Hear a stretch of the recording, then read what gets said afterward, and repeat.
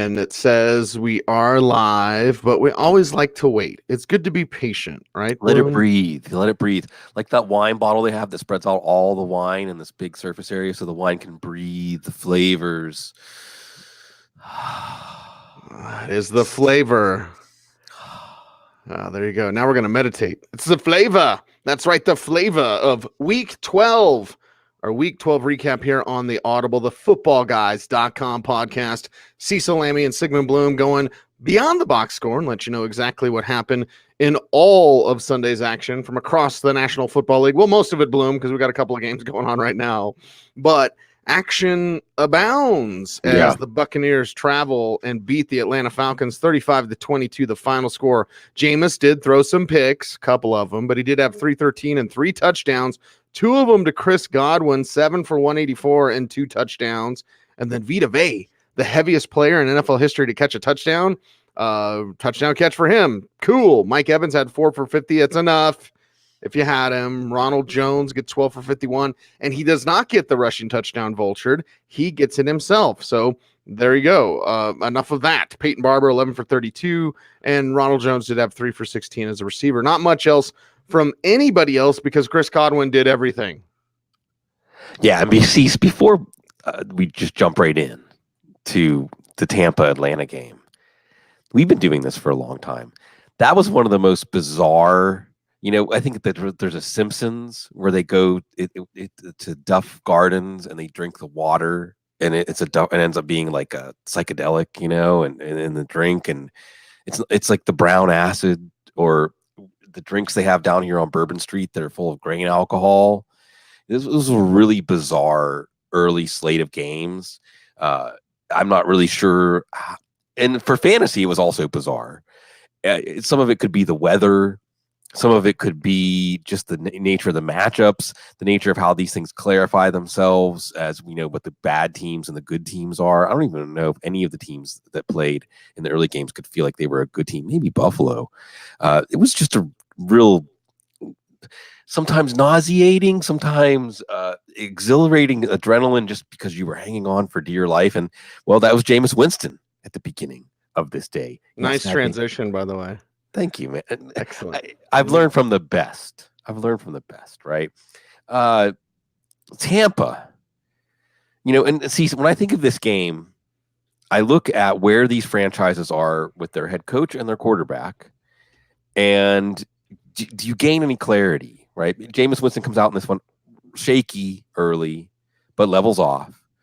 Chris Godwin with a game to match the numbers, a catch and run touchdown, another ball where he's getting lit up and the hit actually kind of pinballed the ball into him and he caught it for a touchdown. So some tremendous plays by Chris Godwin in Tampa. See, when they get like 700 pounds of human, Vea and Sue, it's they can score touchdowns, right? Sue with the defensive touchdown, Vea. And I loved Chase Stewart. He's kind of like my encyclopedia, my football oracle. As soon as Vea caught that touchdown, I went straight to Chase on Twitter and said, is he the heaviest man to catch a touchdown pass? I think by like 2 pounds he was. So over Dontari Poe, right? Well, no, Dontari has thrown one and run one in. Okay. And he almost kissed Roger Goodell. Look it up on draft day.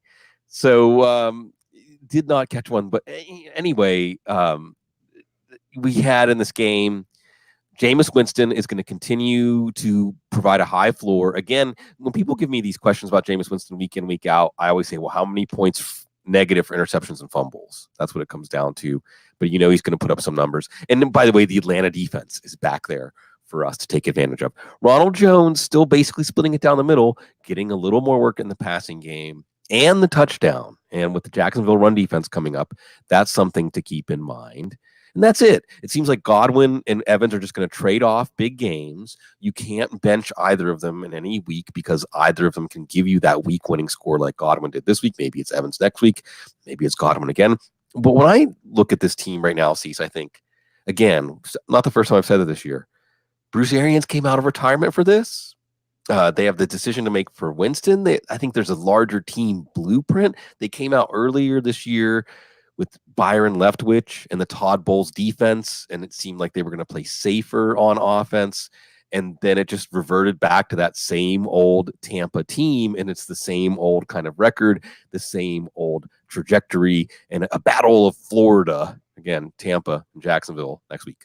It's kind of like your cat washing him or herself behind you. Yeah, that's Judy. A lot of people that will never see this cat. You folks out there right now are getting a rare treat, because a lot of people that come by our place think this second cat, Judy, doesn't exist because she's so afraid. So,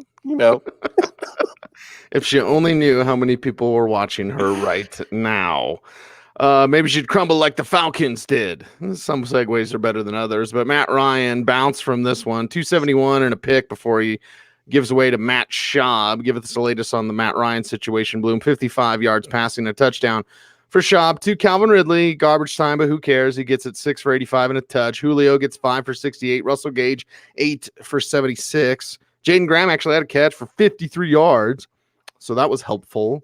Quadre Olison has the rushing touchdown again. Brian Hill does nothing again, basically. So Olison, really not 27 all-purpose yards and a touchdown, at least, if you had him in as like a crazy deep what the heck flex. And the Falcons are just floundering. And one of the reasons why, Bloom, in your opening, because we do the cold open here, because, well, it's awful when shows start out and like, how was your week? And slappy time. And like, save that for the end of the show. But the reason why we do the cold open is to get to business or get to something else. Am I right, everybody? But here's what I think happened today.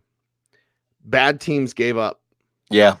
We'll get to Denver in a little bit, but bad teams gave up. It's that time of year, maybe even a little bit early, when teams are just like, we suck. Well, it's almost like the NFL needs a bye week right around now, because some teams made it a bye week, or at least for parts of games made it a bye week. Again, with Atlanta, is this a good thing to snap out of this? Maybe it's all going to be okay with Dan Quinn. Maybe this defense is going to be okay. Of course, Matt Ryan, they don't need to make a change of quarterback, but he wasn't enough to overcome this. And what did we see in this game? Julio Jones banged up. And much like Calvin Johnson, right, built like a battleship, a destroyer, but the broadsides of those ships can take hits and hits and hits. And you wonder at some point, is Julio Jones, remember Julio and AJ Green coming in the same draft class? And we're seeing AJ Green like starting to spring leaks, with Julio, and it's a shoulder. They put him back in there, throw a bubble screen for him to get hit some more. Matt Ryan, a fantasy dud here in what was a good matchup. Matt Schaub coming in and getting some garbage time points. Calvin Ridley looks good. Calvin Ridley not necessarily getting on that Randall Cobb path where once he gets hurt, he's not the same. He looks as good as he did earlier this year and putting up some numbers for us. We did see with Austin Hooper out, it was Russell Gage, the struggle target, the foxhole target. I think that's a Rich Rebar, Lord Reeves' turn. The run game, a dud. Quadre Olison, the preferred touchdown vulture, so Brian Hill doing nothing. Like you said, Jaden Graham comes out on the first drive. It's like a 53-yard catch, nothing else there if you were looking for something from the tight end position. And, well, these are your Atlanta Falcons. Get to watch them on Thanksgiving night against the Saints, who had a wild and woolly ride. And this one, Cecil, I felt like the Phoenix rose out of the ashes and then went back down to the ashes and covered up, and it's time to go back to sleep. Broncos and Bills up next, 20-3. Bills Mafia gets that win, and the Broncos, they're flat out terrible. And you saw Cortland Sutton get banged up. He did continue to play, but in an ankle injury. 1 catch, 27 yards. That's it. That's the good news. Phillip Lindsay had 13 for 57 here. Brandon Allen didn't even get to 100 yards passing, and his 40% passing isn't cutting it, which leads us to the Drew Lock conversation. Really, Bloom, this shouldn't even be a game recap for the Broncos. It's just can Drew Lock be better than this? Yes. And I don't care. I know fans out there are objecting and saying, listen to the team, and the team has a plan. This could not have been their plan, to have Drew Lock be on IR, then come off of it, but not be activated yet and be waiting, and you're kind of still in it. It's almost like Atlanta, right? They kind of thought maybe they'd have something. You don't. You don't have it. So put in the kid. You got 5 games left, and make a decision on whether or not you need to make a quarterback selection next year at the top of the draft. We'll see if that happens, but we know that Drew Lock should play against the Chargers next week. Bloom, doesn't mean it'll happen. Well, there's your entertainment value, and Cece, you're more in tune with this than I am. But this is one of those situations where if they are playing for Vic Fangio, or if they are playing to get clear the air of some of the things that have been out there about how the team feels about Vic Fangio, but this didn't really do a lot for Fangio. You saw them get down to that red zone and Brandon Allen interception to Tre'Davious White. And yeah, Cortland Sutton, as well as he's been playing, no matter who the quarterback is, when he's facing Tre'Davious White with this quarterback, probably with Drew Lock, we're going to basically make him a matchup play. That's it. The offense really never got much established. They look like a bad team. I guess if there's one thing to take out of this, they are staying committed to Phillip Lindsay over Royce Freeman. So, they're going to face the Chargers next week. Turn the page. Let me put it this way, Cease. Here's another underlying storyline. This is a good week. If you are living in an NFL city or near an NFL city, and you've always wanted to have, I guess, I don't know, does every team make you have licenses now? Do they make you have a license in Denver too? Do you have to get a license to get the ticket? Whatever you need, secret handshake. This is a good week to try to get season tickets to some of these teams. I think there's a lot of people that own season tickets to these teams for decades, have been in the family for 3 generations and saying, do I really want to pay for the ticket? Do I really want to pay hundreds, thousands of dollars to watch this team? I think that's probably how some Broncos fans are feeling today. Yeah, you said Broncos because it's like that. It is like Bengal Broncos. Bengal Broncos. Rah, rah, rah, rah. And by the way, of the 5 games remaining, 3 of them are at home. So you want people to go in Power Field a mile high, you better put in Drew Lock. And I've heard season ticket holders say that to me. Like, I'll go if Lock's playing. It's like, okay, well, listen to your fan base. The Bills have a franchise quarterback in Josh Allen, 185 yards passing, 2 touchdowns, 1 INT today, overthrown pass. Also 56 yards rushing. This team, as a team, ran for 244 yards, 21 for 106 for Devin Singletary. First 100-yard game of his career, catch for 8 yards there as well. Cole Beasley a little banged up in this game, but he gets 6 for 76 and a touch. Smoke. John Brown, 2 for 39 and a touch. Only 1 play against Chris Harris Jr., but it was a 34-yard touchdown. That's all that matters. Robert Foster looked good until he tweaked his hamstring. Nobody else did anything. Tyler Kroft, Dawson Knox, etc. Isaiah McKenzie, revenge game. But, Bloom, we've got to take a moment. Yeah. We got to take a moment and talk about Frank Gore. Yes. He's now number 3 on the all-time rushing list, passing the great Barry Sanders. Congratulations, Frank Gore. You want to talk about resiliency? A player that had multiple injuries and surgeries in college, comes into the National Football League, and Bloom, he's still not done. No, he's not. See, there are a handful of players that when we think of I should know these things better. Like you put on the boat to Valhalla, you know what I mean? Your soul merges in the afterlife back with the great light. Frank Gore is going to merge with football. He was begat from football, and he will return to football. He's just this soul of football. And absolutely, I had that in my notes too. See, we're on the same wavelength, man. That we got to mark that. And he's in my Hall of Fame. Absolutely. Buffalo, they're 8-3. I almost feel like the AFC should just have division winner playoff spots. Let's just skip the wild card games. But Buffalo actually showed in this game, and some of it is Denver looking like a bad team, that they're making some progress. They're 8-3, but they have Dallas, Baltimore, Pittsburgh, which is still going to be kind of a tough game for them because they're looking each other in the mirror like the Spider-Mans. New England and the Jets, although of course, and the Jets, what are the Jets? We'll get to that. With Pittsburgh, the difference is, they have a quarterback in Buffalo. And I think watching this game, Cease, and Miami Cowboys, baby, Josh Allen, what you saw is he's playing within himself. It wasn't there at first. They were settling for field goals. They were moving the ball. But as the game goes on, Allen, he's not making the mistakes. He's not forcing things. He's not taking it all on his shoulders. And eventually they break through. And they have a game. They go to Cleveland. Cleveland could end up a wild card at this point. We'll get to that. But you see him really, as we've seen during his career to date, evolving as a quarterback, and this team evolving with him. Devin Singletary, so strong. And isn't it great that as some year, Frank Gore's not going to be NFL, Devin Singletary following him around like a puppy, and we're gonna get some of that spirit of Frank Gore in Devin Singletary. And who was it? Was it Deion Dawkins? Who was it, like picking up the guy that was tackling Devin Singletary and carrying them both? Yeah, he was pulling Alexander Johnson off of Devin Singletary while Singletary was continuing to churn those legs. There's that soul of Frank Gore in this game. Cole Beasley and Cecil been pointing this out. Somebody's going to be getting open that Chris Harris is not on. That was Cole Beasley. And then later on, John Brown getting that nice touchdown here if you stuck with him despite the tough matchup. The Robert Foster thing was just sad because he looked so good for that stretch last year. Then they get John Brown, they get Cole Beasley. They don't really need Robert Foster to play a big role.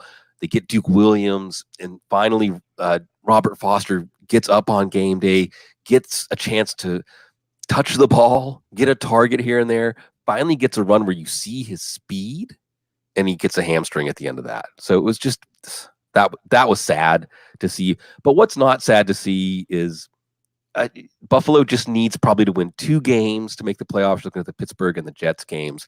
Whether they do make the playoffs, they have a 2-game lead on the wild card spot right now. Sean McDermott, and look, is the end of the trajectory overcoming the Brady Belichick's Patriots? Probably not. Is the end of trajectory going to even an AFC title game? Maybe not. But McDermott has been given a chance to implement his program. Everybody's buying in, and there's something for Buffalo Bills fans to be happy about, and we should all be happy about that. Toasting to all Buffalo fans right now. There's my Caesar cup. Yeah, and Pacho Bia. There you go. Pour one out. Let's talk about the Bears beating the Giants 19-14, the final score. And we'll start with the Giants side. Daniel Jones, 150 and 2 touchdowns. No INTs, only sacked 1 time. Darius Slayton got 4 for 67. Golden Tate got 3 for 33 and a touch. Caden Smith got 5 for 17 and a touch. Sterling Shepard, we're back. 5 for 15, though. Saquon Barkley, 17 for 59. So everybody's scratching their head there, but the Giants just couldn't get it done, Bloom. Yeah, these proud franchises put this game out there. That's part of the NFL product today. Daniel Jones, you knew it was going to be kind of a tough day for him. I mean, he joins the list of quarterbacks that Khalil Mack has had a strip sack on. He had a 4th down desperation touchdown. He had a nice play action, easy touchdown to the rookie Caden Smith. That was about it. Gives you a little bit of pause as he goes into this stretch of easier pass defenses, starting with Green Bay next week. Saquon Barkley held in check. And just early, there was a point when there was a little swing pass out to Barkley. He had some green in front of him and dropped it. And that kept him from getting going. You wonder if that's a 20, 30-yard gain. Maybe things cascade a little differently for him. But you're still going to keep playing Saquon Barkley. You're not getting that first-round impact. Slayton, Tate with that 4th down touchdown again. You saw even Shepard, at least in a PPR league, they weren't complete losses in this one. Basically what you expected, not necessarily a zonk, but not a hit, because the Bears defense, that's something else we take out of this right now. At least the Bears defense still playing with some pride, still playing for their reputation. So you're going to factor that in. Like, for instance, on Thanksgiving, when the Bears are facing the Lions, we have that, we can hit the snooze button and tryptophan nap in the morning, tryptophan nap in the evening. Maybe Evan Ingram coming back to complicate things next week. Again, the Packers, again, proud franchises, the Packers and the Giants. And in some ways, you feel like the Giants have some things in place. In other ways, you see, well, if the Cowboys let Jason Garrett go, well, the Giants pounce on him. So, yeah, Giants fans still kind of stuck in that bad dream that they can't wake up from. Yeah, wake up. It's like the Mitchell Trubisky dream, but only 2 picks today, 1 touchdown, 278 yards passing, most of it to Allen Robinson, 6 for 131 and a touch.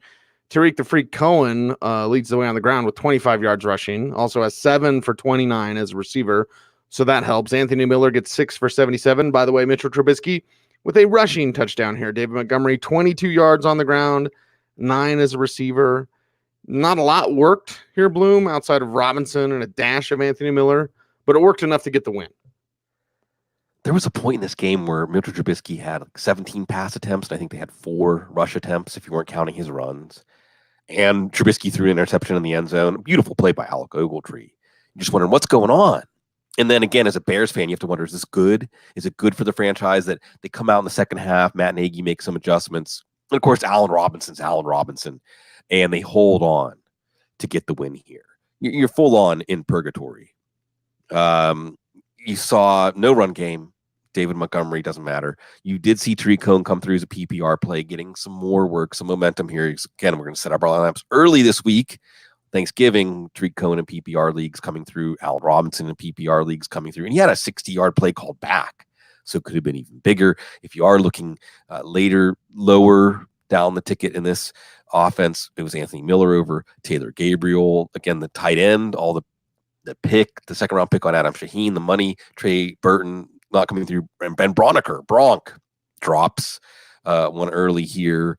So, again, so Cecil, we'll get to like the big yay confetti moment for Steelers fans today. When do the Bears fans get that moment? Is this stringing this out into next year? If the Bears finish strong in December and Trubisky strings some plays together, some games, some wins together, is that a good thing? Do we really think he can just magically transform himself at this point? Should we even care?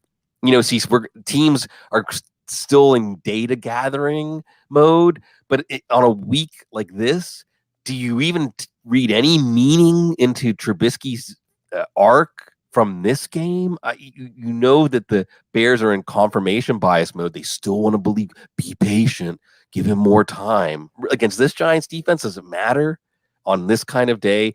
I don't know. So Bears fans, we'll turn around and watch the early game. Lions, Bears, oh my, Thanksgiving. Bloom, and you know what the answer is. Yeah. And this maybe turn into a larger topic, but we'll keep it on football. Like in our post-truth era, which by the way has always been there, it's just blatantly obvious now. Yeah. It all depends on your perspective. If you were a Trubisky supporter, you look at games like this and say, see, it's not bad. And if you were a Trubisky doubter, you point at games like this and you go, see, it's bad. It's terrible. So it largely, your perception is, well, basically colored by your bias. Yeah. So there you go. Let's move on. And some of us felt, well, blessed today because I hate that picture. But felt blessed today because, okay, Mason Rudolph got benched. Now I don't need to see Browns fans making a piñata out of him. Like, that's stupid. But I don't want to see Mason Rudolph at quarterback for the Steelers. 16-10, the final score. They beat the Bengals. Devlin Hodges takes over, throws a touch after Mason Rudolph couldn't get anything done. That touchdown goes to James Washington, 3 for 98 and a touchdown there. Deion Kane's the ultimate tease because we know he's got talent. He just never shows it unless he catches one pass for 35 yards. You go, there it is. Deontay Johnson only 3 for 29 in this one. Benny Snell is the leading rusher with 21 for 98. So there's that. Jalen Samuels, 3 for 26 as a receiver, 2 for 6 as a ball carrier. But here comes Devlin Hodges in now, and, well, who knows if we see Mason Rudolph or Paxton Lynch is going to back him up. Yeah. See, I know you're probably not a big Monty Python guy, but you know Monty Python and the Holy Grail. Of course. Why would I not be a big Monty Python guy? I know. I don't. Why would I not be that? And the 17,428 things we've discussed over the years. I don't know if it's really come out or not. There all right, we'll call it a draw. Yeah, and there was much rejoicing. That was how it was. Because this was a competitive game. You're watching the whole game and thinking, really, are the Steelers really going to be the 1 in a 1-15 season for the Bengals? They do finally bench Mason Rudolph, and look, I get it. Patience, and we used to give quarterbacks time, and Terry Bradshaw was bad for a while and all that stuff, but you can still see a quarterback's strengths and weaknesses clearly enough to know what they can do, and the Steelers, I think, finally saw it, and hopefully we can turn the page and we can forget what grade we had on Mason Rudolph. And look, Duck Hodges wasn't that much better, but he can run, and he's a passer. He's never seen a pass he doesn't want to throw. 14,000 plus yards at the FCS level, all-time record. So we'll see. Jalen Samuels in the doghouse. It's still getting mixed in. They love Benny Snell. Again, this is like the personality test of the Steelers. personnel people. They love Mason Rudolph. They love Benny Snell. Benny Snell running hard, though. We're going to see if James Kind Conner... of what he does. Yeah, I mean, so you're going to see if James Conner is out again next week. Maybe we'll see more Benny Snell and some Kareth White. On a day that we talked about Devin Singletary with his 100-yard day, Kareth White is the Tony Pollard to the Darrell Henderson here, where if Kareth White was in another program, not behind Devin Singletary, maybe we would have heard more about him. Bears let him slip through their fingers. Now the Steelers have a little bit of speed in the running back room, maybe eventually get something going in the kick return game. So right now it's a three-way backfield. Deion Kane made one nice play adjustment to a ball. And then you have James Washington, who had his Vance McDonald moment. Again, Duck Hodges comes in. Now you really understand why the backup quarterback's the most popular guy in town. He gets in, makes that downfield pass to James Washington. James Washington with a vicious stiff arm to take that pass to the house. And it was the turning point of the game. Steelers are still alive for a playoff spot. And next week, it's kind of a it's like the bracket to get into the bracket to get into the bracket. Cleveland coming to Pittsburgh. Round 2, ding, ding. Round 2, ding, ding. And Bloom, I think the old school, like Terry Bradshaw stunk for a while. And look at John Elway's stats as a rookie. Like they were god-awful. That was such a different time, though, and such a different business that I think that sort of like, let's wait around. Like we were able to see it with Steve McNair. We were able to see it with Aaron Rodgers. And I don't really know if we can see it today. You have to make those decisions sooner, and you have to make the right decision. Mason Rudolph has shown very little to make you even a play or two, Bloom, where you could go, okay, there's something there. We can build on that. Ryan Finley, on the other hand, though, Bloom has shown a little something. A little. Now, 50% passing is awful, but Pepper and Tyler Boyd was pretty good today, and Boyd came through with some big plays, 5 for 101 and a touchdown. Ryan Finley, 192 yards, 1 touchdown, no INT, sacked 4 times. And the game isn't too big for him. Alex Erickson, 2 for 43. Gio Bernard, 3 for 31 as a receiver, -1 as a rusher. Joe Mixon, 18 for 79. So, again, you're looking at Finley, you're looking at this team, season down the tubes, but there's a couple plays, and certainly Boyd fired up to make those plays for his young quarterback. Yeah, you can really see something I've been seeing making the rounds. It's worth a discussion, maybe not here or even a Thursday night discussion, but just something to think about. How much was Marvin Lewis really adding to this team? Marvin Lewis and Andy Dalton to a lesser extent, because you just see how poor it is. Yeah, Tyler Boyd with that old man game from Pitt, winning at the catch point, one arm, one hand catches and things like that. And yeah, Ryan Finley wasn't the worst quarterback on the field in this one, so we can say that for him. And Joe Mixon still giving it all. There were some plays in this game that you thought we look back and say these were the plays that led to the 1 and the 1 and 15. Joe Mixon making guys miss in the backfield when they had him dead to rights. Typical scene there. And Tyler Boyd was the offense, basically. He and Joe Mixon, except here's the story of your 2019 Steelers and how they somehow have a 6-5 winning record through 12 weeks. Devin Bush, when the Steelers trade up in the first round for a defensive player, pay attention. Getting downfield, what was he, like 30, 20, 25, 30 yards downfield? Making that strip, punch the ball out. Who's the man with the plan? Right place, right time. Minkah Fitzpatrick, I think he's worth a first-round pick. That was it. This game was slipping away. And Tyler Boyd made a nice catch downfield, was going to be inside the 10, setting up a go-ahead score for the Bengals. Instead, it turns into another signature Steelers defensive play. And Cecil, repeat after me, Joe Burrow with the first pick of the 2020 NFL Draft. The Cincinnati Bengals select. Joe Burrow. Mr. Football, Ohio, Athens. It was destiny. Right? We can look back. It was destiny. 2-game lead now for the number 1 pick, and they think they have the schedule edge too. So really a 3-game lead. Put it on the board in pen, in Sharpie. Get it tattooed.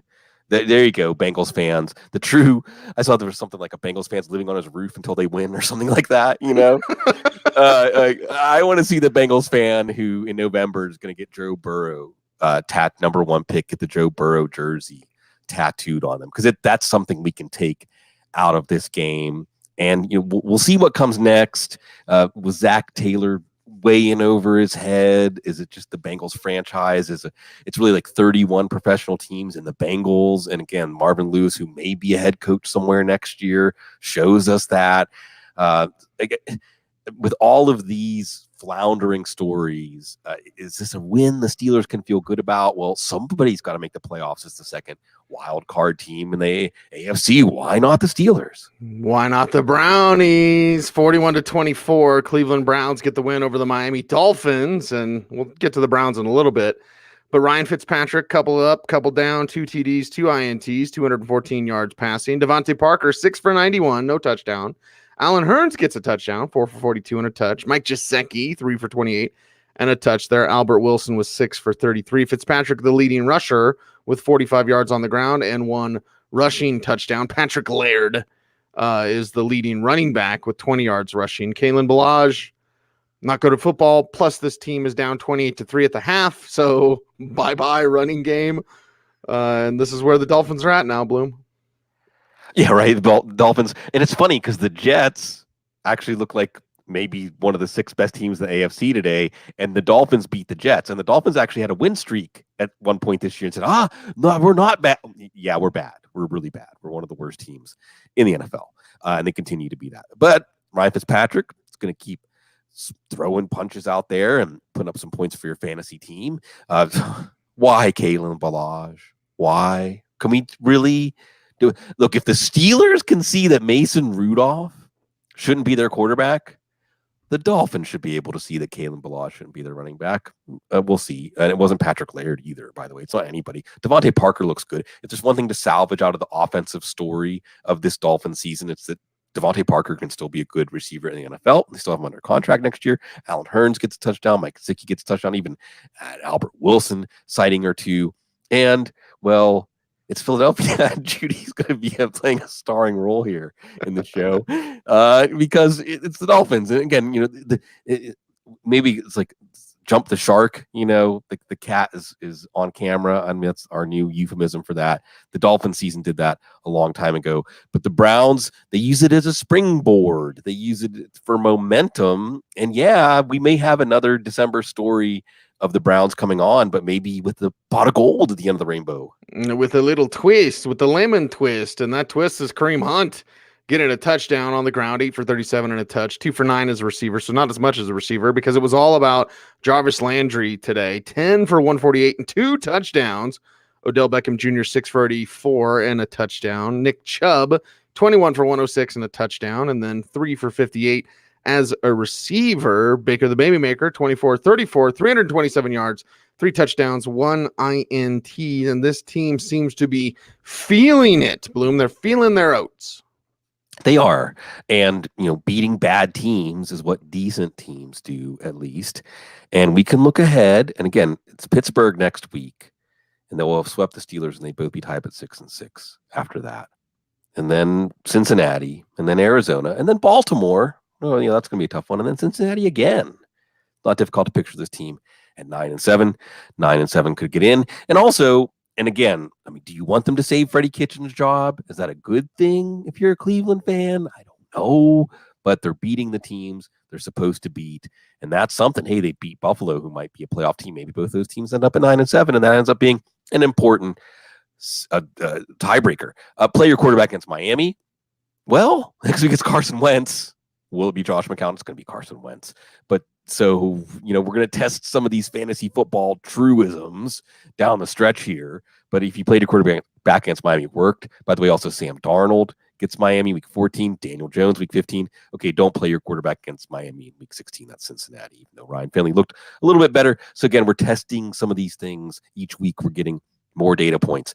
Play your running backs against Miami, Nick Chubb, and even Kareem Hunt. The K's getting overlapped there. Kareem Hunt with the touchdown on this one. And your wide receivers, hey, even Odell Beckham can knock down at the one, catch a touchdown. Jarvis Landry, revenge game. So again, well, I don't know, Greg Ward. I'm not sure what wide receiver we would play. Miles Sanders. Okay, Philadelphia is going to stretch some of these things against Miami next week. But again, it's kind of a mini wild card game, a preview of a wild card game. Trying to make that Browns-Steelers game sound worth watching next week. We're gluttons for punishment, Cease. Thank God for Saints and Panthers. This day of football was so weird and pretty bad, except for this game. And this game was very interesting, especially at the end, especially with the call that was reversed. And Saints fans were like, oh my God, are you kidding me? 34-31, the final score. Let's talk about Kyle Allen coming off a 4-interception game. Well, how is he going to be? 3 touchdowns, no INTs. Cool. 256 yards. Awesome. DJ Moore, 6 for 126 and 2. Christian McCaffrey, 9 for 69 and 1 as a receiver, and then also 22 for 64 and a rushing touchdown. Curtis Samuel had 4 for 40 as a runner, 1 for 9 as a receiver. Greg Olsen, 5 for 44, catching some big-time passes. So you see some fight from Carolina, certainly, because the Saints look like, especially early, you're scoring 17 points in the first half. You're like, okay, Saints are feeling good. 14-point third quarter. And the Carolina Panthers kept hanging around. This game was wild. This game just, what's the old joke? Like, falls out of the airplane, ooh, but then he lands in a haystack, oh, but then it had a pitchfork going, oh. But, it's like just, you're watching this game in the, it's like every single twist, right? This game had every twist imaginable. The twist for Carolina, again, this team isn't going anywhere this year. They've got decisions to make about their quarterback, maybe about their head coach. I don't know. Is it muddying the water, a game like this? Saints need Marshawn Lattimore. Should be back for Thanksgiving against Atlanta. You saw the Saints defense got everything righted last week against Tampa, and then all of a sudden not so much against Kyle Allen. Kyle Allen last week against Atlanta looking like he's a pretender. This week looking like, well, he can keep his team competitive in the Superdome. And again, facing Washington next week, we're looking for streamers, quarterback 2 superflexes, DFS plays. Kyle Allen back in contention there. Christian McCaffrey. What can you say about this guy? How can he still have this much left to give this team? But he does. DJ Moore getting deep, not just on the short stuff, making plays. Curtis Samuel can draw a pass interference. Not much for fantasy, though. Curtis Samuel just needs a quarterback. One of these years, when Curtis Samuel's like 31 years old and we kind of moved on from him for fantasy, he's going to get matched up with a quarterback like the second coming of Phillip Rivers or something, like a bold downfield passer, and he'll finally have that career year. I'm going to be like Lee Evans with him. This is going to be the year. This is going to be the year because he's got the game to get open downfield and make plays. He just doesn't have the quarterback. So Carolina, they put up a fight. And early in this game, it looked like the Saints were going to run them out of the building. And I think the Saints let up. And the Panthers are playing with pride. And the Panthers are a team, and this is something you can see the influence of Ron Rivera.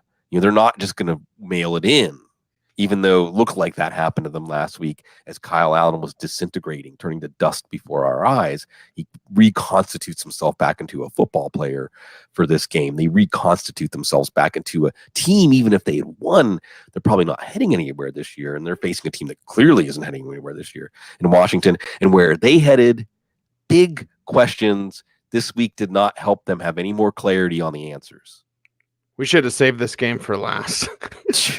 I'm looking at the games we have left to talk about. I was like, oh, God. Yeah. Well, let's continue on talking about Drew Brees. At one point, what was he, like 17 of 19 or something like that? Like, it was just slinging it. It was easy. 311, 3 touchdowns, 1 INT for Drew Brees. Michael Thomas, 10 for 101 and a touch. Jared Cook, 6 for 99 and a touch. And somebody in the passing game needs to step up. Not named Michael Thomas. Looks like Jared Cook is doing that kind of. Traquan Smith caught a touchdown because he was wide open. Okay, Ted Ginn goes back to doing nothing. Scored a touchdown last week, 2 for 38 this week. Okay. Latavius Murray gets a rushing touchdown, 7 for 64 and a touch. Alvin Kamara, 11 for 54 on the ground, and then 9 for 48 as a receiver. So it's enough. Maybe not what you want. And the Saints, you're watching this game, Bloom. You're watching it in New Orleans, and you see that pass interference call get overturned. And it's like, here we go again with the Saints. The Saints were like, oh my God, the whole crowd was, I can't say what they were chanting, but it was pretty bad. But they get the win.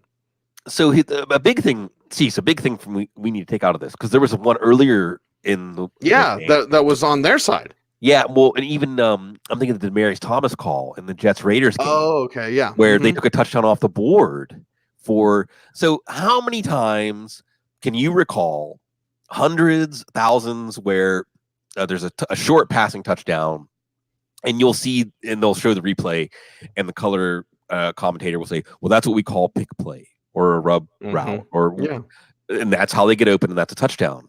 And then the Saints, this is all part of the big story, right? The Saints and what happened here in New Orleans NFC title game. Now you can review offensive and defensive pass interference.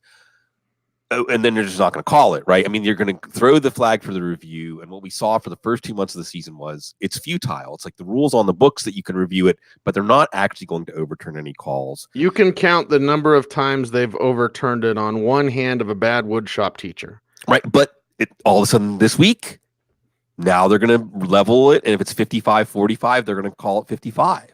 They took a Demaryius Thomas touchdown off of the board when John Gruden reviewed it, and it was just routine offensive pass interference, a scissor route they called it.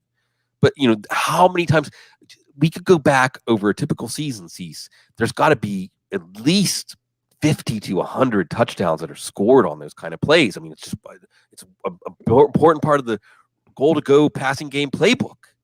Now they're starting to take them off the board. Now they're also starting to call defensive pass interference. And much more egregious defensive pass interference calls were not overturned earlier this year. But you see in this one, and this was the karma, right? And down here in New Orleans, we're big on all that spiritual stuff. We're big on all those layers rippling through, not just the physical one we're on. We're experiencing things that originate on other layers, or maybe things that originate here go to other layers, right? So here's the karma. The Saints said, we want this rule. Now this rule, with 2 minutes left, is going to cause them to have a touchdown scored on them and maybe lose a game they're going to need for playoff positioning, etc. Oh, but here's the other karma. Joey Sly, who already missed 2 extra points. And also, it's the one thing you don't do. The one thing you don't do on 3rd and goal is just run up the gut, right? I mean, Speaking of the playbook, the goal to go playbook, the one page you rip out on 3rd and goal is run up the gut. And that's what they did. And they go to the field goal, and then you give it back to Drew Brees, and it's over at that point. Drew Brees had a terrific day for fantasy here. Alvin Kamara actually was pretty ineffective for most of this game, but later on made a lot of contributions as a receiver.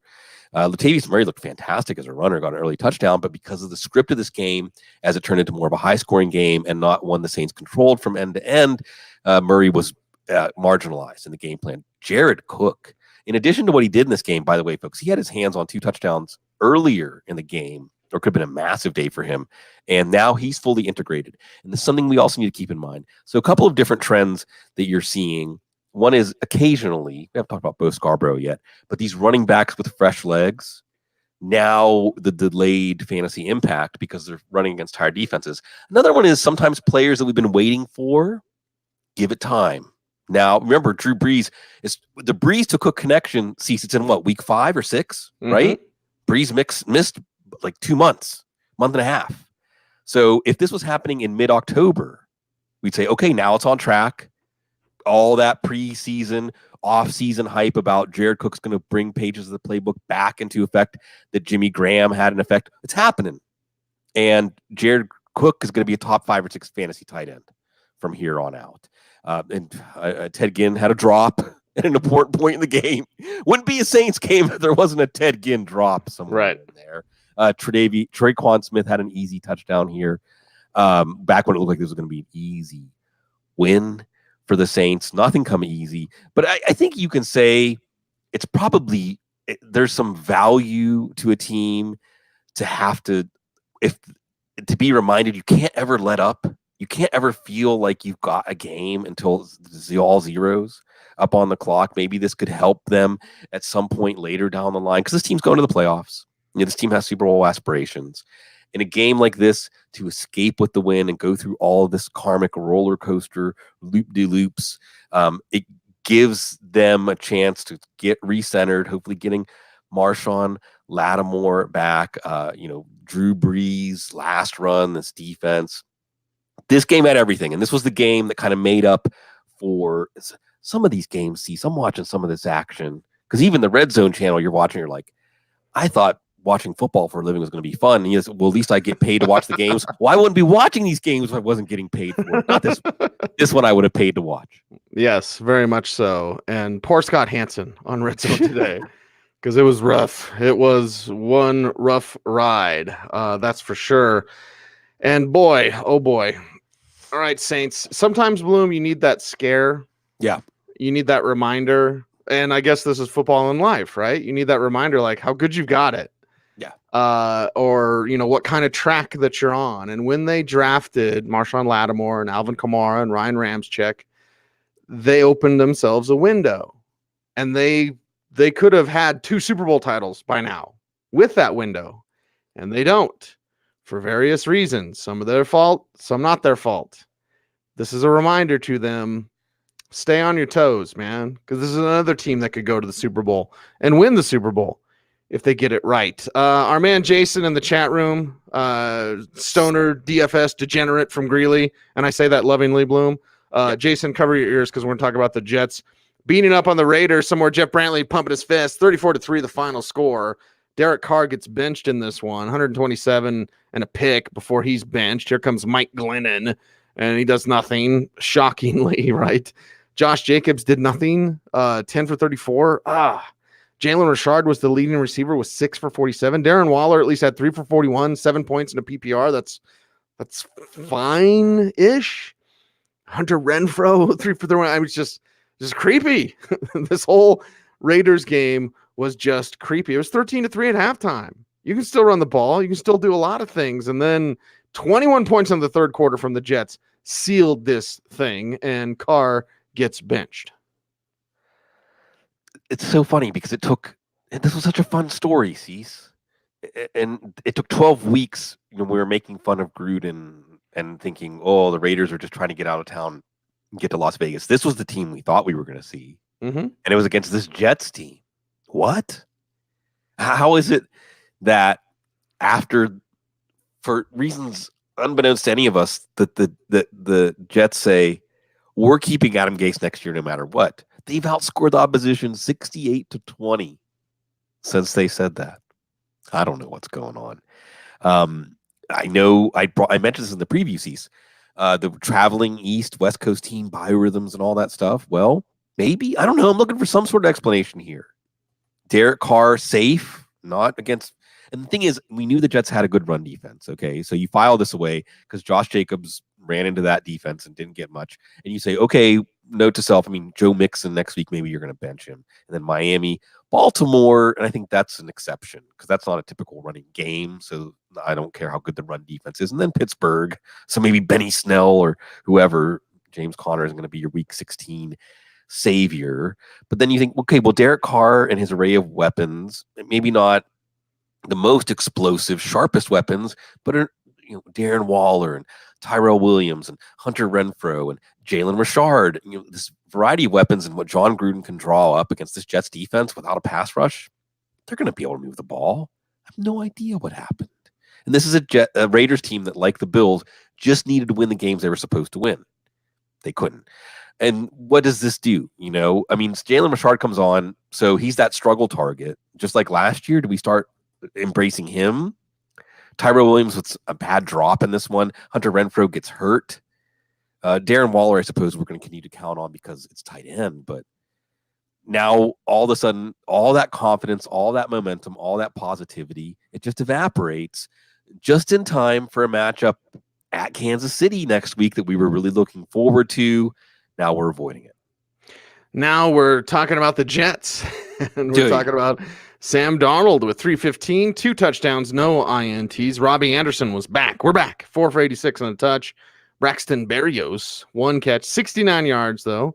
Awesome. Demarius, 2 for 22 with that play we talked about getting wiped away. Ryan Griffin scoring touchdowns in bunches. Well, not bunches, but he had one today. 3 for 13 and a touch there. Jamison Crowder, not louder. 2 for 18 in this contest. Le'Veon Bell, 12 for 49. And then 5 for 59 as a receiver. Sam Darnold also with a rushing touchdown to benefit his day. So the Jets defense was on point. Sam Darnold was on point. And having Robbie Anderson make those big plays certainly did help. Yeah, right. After you gave up on him, now Right. Robbie Anderson has a good day. So this whole thing is just to do the Lucy and the football thing, right? Because they get Cincinnati next week. You're like, oh, play Sam Darnold, play Robbie Anderson. This is going to be great. We'll see. But the team's different now. And they're rolling. Sam Darnold's rolling in fantasy. Robbie Anderson. And they had a flea flicker off of a reverse pass downfield. The Ryan Griffin touchdown was easy. And this was a play that kind of summed up the day for the Raiders. As the announcers put it, Ryan Griffin caught the ball on a tight end screen kind of at the goal line, and he looked like he expected someone to be there about to hit him, to have to make a move. And he, hey, it's a live play. I got the ball, and I went, okay, I guess I have to just walk in for the touchdown. That was the kind of day it was. The Jets, and sure, everything was so easy. Jamison Crowder didn't do much. Demaryius Thomas had a touchdown overturned by offensive pass interference. It was just too easy. They're playing their way out of the top 5, maybe out of the top 10. Again, probably notching another win against Cincinnati. Do you feel good as a Jets fan right now? Do you like the Gase regime's going to? I don't know. At least your quarterback is getting some confidence, and we'll see where it leads from there. We'll see about Seattle and Philadelphia up next. 17-9, the final score, and we'll get to Woodrow, Jason Wood, losing his mind on Twitter about his Eagles, but let's talk about Seattle first. Traveling across the country, biorhythms, fine. Pete Carroll clapping his hands, getting into biorhythm. And Rashad Penny, we are back in a big way. 14 for 129. A lot of it on a 58-yard carry, but you definitely saw that with Chris Carson in this one. Here comes Rashad Penny, one rushing touchdown as well. Chris Carson with 8 for 26, and then 4 for 31 as a receiver. Malik Turner continues to get some looks, certainly around pay dirt. 1 for 33 and a touch. Tyler Lockett, 1 for 38. The leading receiver, by the way, DK Metcalf, 3 for 35 in this one. Jacob Hollister, 2 for 22, and Josh Gordon, 1 for 10. So they win. It's just lots of Penny and a little of anybody else. Winning ugly, right? I mean, the Seahawks, there's lots of ugly games today. And maybe some of it was the wind on the East Coast. I don't know. Got to get the AccuWeather forecaster on the Sunday morning show. Thank you, folks, for giving us some time to recoup. I should be fully over this by the time we record Tuesday morning. Cease. DK Metcalf dropped the touchdown. It's Russell Wilson airmailed one that was like 5 yards to Jacob Hollister, or it would have been a touchdown.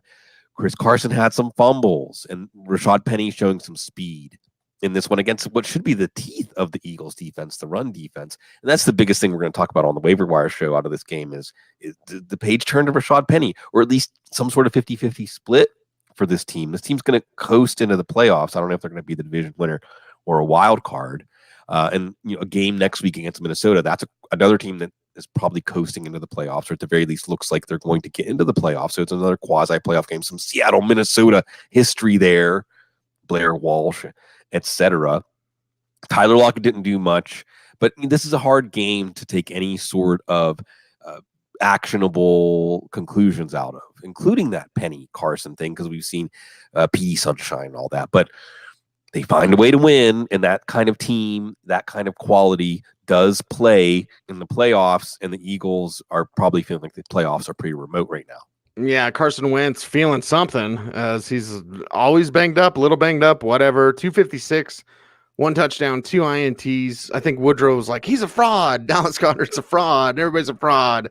Zach Ertz not. 12 for 91 and a touchdown there. And, well, nobody else does. You shouldn't be starting J.J. Arcega-Whiteside. Maybe started Miles Sanders, 12 for 63 in this one. Miles Sanders also 3 for 23 as a receiver. And then Carson Wentz with 27 yards rushing. Jay got some carries, but didn't do much with it. It's just really bad when everybody is banged up in your receiving game. And, of course, no Jordan Howard either.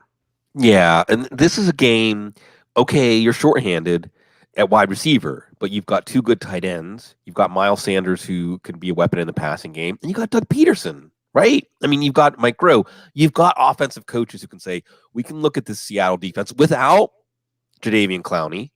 We can make some things work. No, nothing really. I mean, Carson Wentz turnovers. Even whenever they had some things fall into their lap, there was a Dallas Goedert fumble. Getting stopped deep in Seattle's end after they got the ball back deep for Seattle after a Chris Carson fumble, or I don't know if they credited it to Wilson or Carson. Carson Wentz should have hit Miles Sanders for a short touchdown. This one didn't. So if you had Miles Sanders in your lineups, there was a lot of that today, by the way, especially for DFS players, where you just don't go back and watch the games because you're going to tear your hair out seeing what could have been. And I think that's how Eagles fans are feeling about this team. Greg Ward finally got a call up, got a bunch of catches in this one, like Zach Ertz. Dallas Goedert still worked out for you in PPR leagues, but again, the lack of a game plan. So we're watching the Dallas-New England game. The standings may still keep Philly alive. They have Miami next week. Dallas has a tough Buffalo game on Thanksgiving. So, and this is an Eagles team that we've counted out in December before. But if they find a way to get into the playoffs, these coaches, this team, but they don't have Nick Foles. I don't know. I mean, it's smoke is coming out of the hood, but at the same time, the car behind them might be on fire. So that is just how it is in the NFL right now. It's a race of attrition, and it is not so much about the engine humming. It's just, can you keep moving forward? It didn't feel like that today, but at least they get Miami next week. Nah, at least we get to wrap up with Lions and Washington. So fortunate there. Yeah. You ever driven a car that's on fire, Bloom, by the way? Not yet. I have. It's interesting. I actually used my Mountain Dew to douse a fire that was underneath in my drive chain on my Mustang. So I was just driving and it broke down, and I look underneath and there's a flame, and so I took my beloved precious Mountain Dew, and I shook it up and I sprayed it, and then I walked to some farmhouse and called my dad. So there you have it. Thank you, Lord Mountain Dew. Thank you, Lord Goodell. Can't do. Yeah. Very nice. 19-16. Washington gets the win. Right. I did like some flashes from Dwayne Haskins, though. So let's get through the damn Lions side. Yeah. Got to talk about Bo Scarborough, right? Good job, man. 18 for 98 for the big man. Kenny Golladay, 4 for 61. Marvin Jones Jr., 5 for 46 in this contest. Logan Thomas with the lone touchdown pass toss from Jeff Driscoll. So let's get through the Lions stuff, because there's actually some interesting Washington takes. Sure. I mean, the biggest take in this one is, could the Bengals say, yay, we get the number 1 pick because Washington wins. Jeff Driscoll turning back into a pumpkin. Bo Scarborough running hard. Did have a fumble in this one. He's going to get carries. What's that really worth? Galladay and Jones, these were supposed to be ceiling games for them. So that's not making you feel good going into Thanksgiving, setting your lineups against Chicago. Logan Thomas coming soon to a snorkel scuba submarine show near you. You can have a late career renaissance. Is it time for them to shut down Matthew Stafford? Again, we get to watch this Lions team on Thanksgiving. Yay. All right, Washington. Dwayne Haskins showed some stuff. Yeah. Now, again, it's 13-29 for 156 yards passing, no touchdowns, and a pick. And it's 3 for 28 as a rusher. And maybe it was just the Broncos haze I was in today, Bloom. But in watching Dwayne Haskins, there was a few plays where he'd keep things alive. He'd either take off and run, which you saw that ability to do that, or you'd see him try to take a hit and try to thread the needle and fit a pass in, usually to Terry McLaurin, 5 for 72 for McLovin. Kelvin Hartman, 3 for 43. Nobody started him. Darius Geis, maybe you started, 10 for 32. Okay. Adrian Peterson, 10 for 27. 1 for 22 for Peterson here. So outside of me making up a play or two for Dwayne Haskins in my head, again, Broncos haze. Hey, Washington wins, whatever that's worth. Yeah, put the W in Washington, right? Chase Young, is he going to be playing for Washington or Miami next year? I don't know. Best defensive player in football, college football. So the running back by committee is in effect. So you're looking for Darius Geis and those fresh legs to help your fantasy team. Maybe not. This should have been a good matchup for him. Terry McLaurin, add him to the list. See how many players today have I said he should have had a touchdown? Terry McLaurin had an easy one that Dwayne Haskins airmailed. Paul Richardson got hurt. How many times have we said that on the show? Washington plays Carolina next week, and we're going to get it done under an hour so YouTube doesn't shut us down. Yeah, thank you, YouTube, for that. Lots of stuff going on there. But that is a wrap for our Week 12 recap here on the Audible. He's Sigmund, I'm Cecil, and you can follow us on Twitter at Sigmund Bloom, at Cecil Lammey. The show is at the Audible, and we certainly appreciate each and every one of you for watching, for listening, subscribing, Apple Podcasts, Spotify, etc. He's Sigmund, I'm Cecil, we're the Audible. Thanks for watching and listening. Stay tuned and stay frosty.